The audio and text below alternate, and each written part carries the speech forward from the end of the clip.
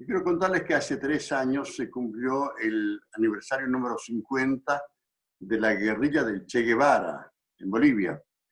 3 periodistas de aquella época, que era el año 1967, escribimos un libro ahora con el título La guerrilla que contamos. En mi texto yo conté que en aquellos días, trabajando desde la zona de la guerra, de la guerrilla, el ejército boliviano había aplicado la censura de prensa. Ningún texto para Bolivia o el mundo podía ser transmitido sin pasar por la censura militar. Un coronel con un lápiz rojo en la mano revisaba los textos de los periodistas para que puedan ser entregados al telégrafo, donde eran pasados por el sistema Morse. ¿Cómo ha progresado la tecnología de la información en los últimos 50 años?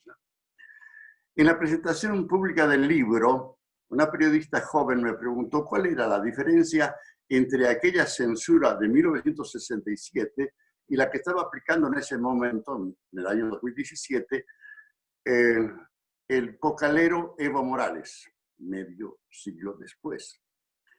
Un difícil ejercicio para un periodista tener que elegir entre 2 formas de censura. ¿Cuál prefieres, más o menos? Pero tuve que hacerlo. La ventaja de la censura del 67 era que todos los textos debían pasar por un embudo. El lápiz y el morse eran sus herramientas. La censura del siglo XXI era más difícil.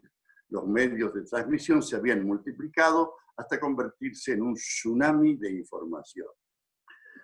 Tengo que recordar aquí que el expresidente chileno Ricardo Lagos suele decir en el Foro Iberoamérica al que pertenezco que la democracia es en realidad un invento de Gutenberg, para elogio de los periodistas. Pero ahora, si quieres controlar y limitar la libertad de expresión y de prensa, tienes que buscar soluciones diferentes, modernas, en este momento, en el siglo XXI. ¿Cómo aplicar la censura de prensa en medio de la revolución cibernética con la tecnología de la información tan avanzada? El gobierno del cocalero Morales pidió ayuda a sus amigos, a sus socios. Tenían que reemplazar el lápiz rojo y el morse para aplicar la censura. De Venezuela le llegó la idea de comprar los medios que podían ser más molestosos. Hugo Chávez le envió a sus mejores operadores y además mucho dinero. En primer lugar, el empresario venezolano Carlos Gil Ramírez, que debió operar con el embajador venezolano de entonces, Julio Montes. Cuando tienes mucho dinero, pero mucho dinero, comprar medios no es difícil. Pagaron $18 millones por un diario que apenas vendía 15.000 ejemplares. Y procedieron de inmediato a despedir a los columnistas y periodistas que podían ser molestos. Luego compraron un canal de televisión pagando $5 millones. Ningún canal de televisión en Bolivia cuesta tanto. El embajador Montes fue despedido por Chávez desde Caracas porque se había quedado con un porcentaje mayor del acordado de la empresa, de las acciones de la empresa. Luego avanzaron hacia otros medios, usaron el método del chantaje para comprar un canal de televisión, el canal PAT. Secuestraron al hijo del dueño para obligarle a vender el canal. Y comenzaron a hilar fino luego los del gobierno del cocalero. Descubrieron que tenían en sus manos la publicidad del Estado y la manejaron con artes de mafiosos. Avanzaron tanto en esta materia que llegaron en 14 años a pagar a los medios por lo que le decían y por lo que no decían.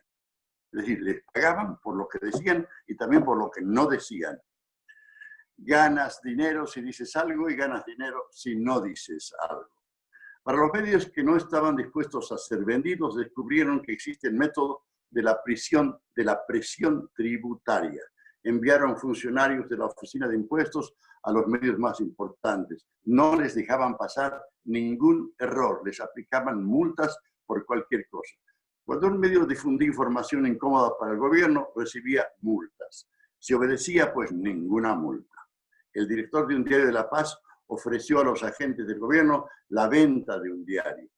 La respuesta fue que ya no les interesaba seguir comprando periódicos, pero si aceptaba el dueño del periódico que el gobierno pusiera al director, entonces le iban a dar publicidad para que pueda sobrevivir a la crisis económica que estaba en ese momento vigente. Habían reemplazado el lápiz rojo y el morse para aplicar la censura. Y también incursionaron en el control de las instituciones de los periodistas.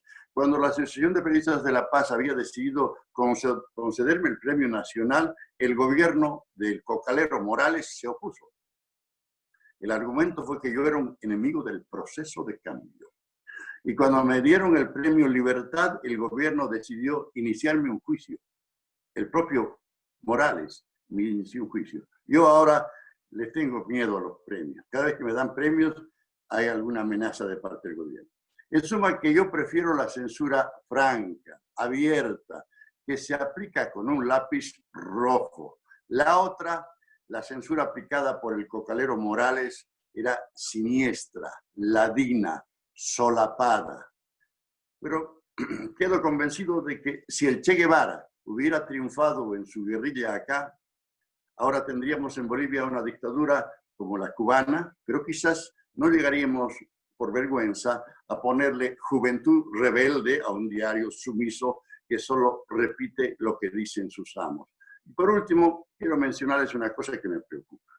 El New York Times, el famoso, prestigioso New York Times y el famoso y prestigioso Washington Post han publicado en los últimos días unas versiones de lo más raras acerca de Bolivia y han dicho que en octubre no hubo un fraude electoral en las elecciones que terminaron por derrocar a Evo Morales cuando se descubrió el fraude y la OEA verificó que hubo el fraude y que la Unión Europea también.